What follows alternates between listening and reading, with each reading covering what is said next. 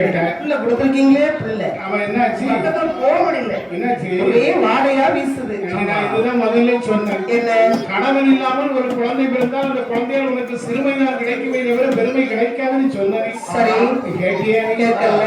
சரி இப்ப நீ சொல்லிட்ட. நான் என்ன இருந்தா நம்ம பிள்ளைக்கு ஒரு வார்த்தை கேட்டுருவோமா? பிள்ளை கூப்பிட்டு கேளுங்க. என் மகனே மாயாட்டி சொல்லலே அப்பா அப்பான்னு கடாவை பட்டி மாதிரி வாயப்பா.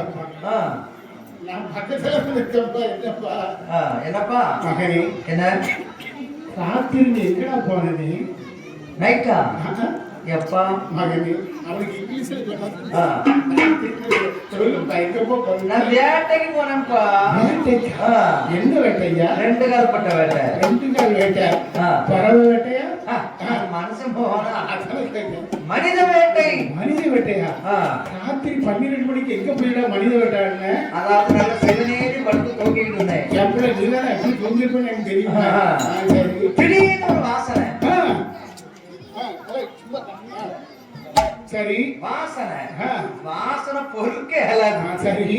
ஆனா எதுவும் பார்த்து அவ்வளவு தூக்கத்திலே அந்த வாசம் ஒண்ணு எழுப்பி இருக்கு. ஆமா சரி நீ சரி இல்லை வேணும் போனேன். ரைட்டு. ஆனா அங்க வெந்துகிட்டு இருந்து பாருங்க என்னதுடா வேணும் அப்படி ஒரு வாசனை. எடுத்து சாப்பிட உங்களுக்கு வேணுமா? நல்லா இருந்துச்சா? நல்லா இருந்துச்சு. உங்க அம்மா குறை சொல்ற மகனே இது சுத்தமான கைலி விளையடா. நீ அசிங்கப்படுத்தி விட்டாய். உடனே பூலோகம் போ.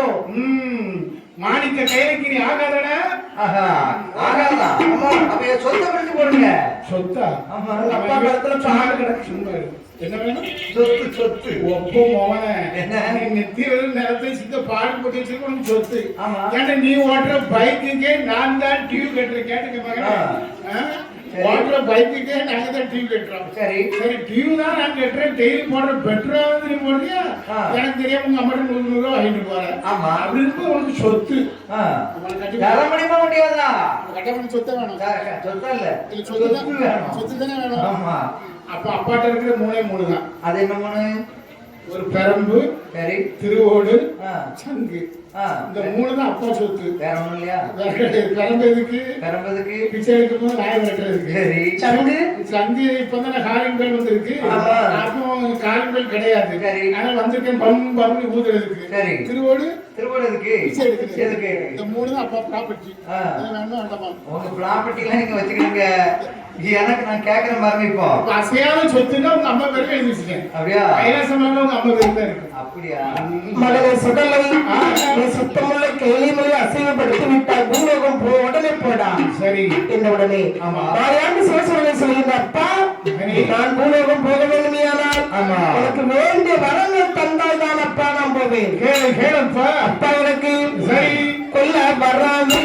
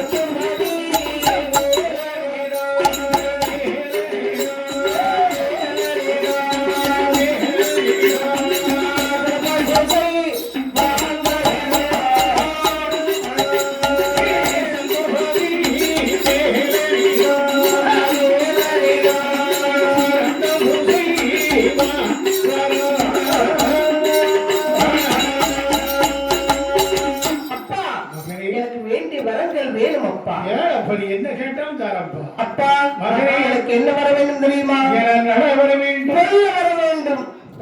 அதை வெல்ல வர வேண்டும். கொடுக்க வர வேண்டும். அழிக்க வர வேண்டும். அது இல்லாமல் அழிப்பதற்கு வர வேண்டும். ஆமா. அப்பா ஆஹா. நம்பினவருக்கு நடராஜா, நம்பாதவருக்கு உடனிருந்து வெல்வதற்கு யமராஜனாகி நம்பி வந்து இதுல சுடலை இருக்காரு, எனக்கு விடலை போடணும். அப்படி வெடல போடல பொடலை குருவி போடுவேன் படல.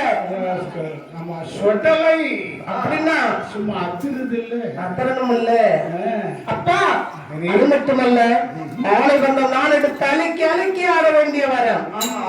குதிரை வந்த நான் எடுத்து குலுக்கி குலுக்கி ஆட வேண்டிய வரம். சரி அப்பா, அது மட்டுமா?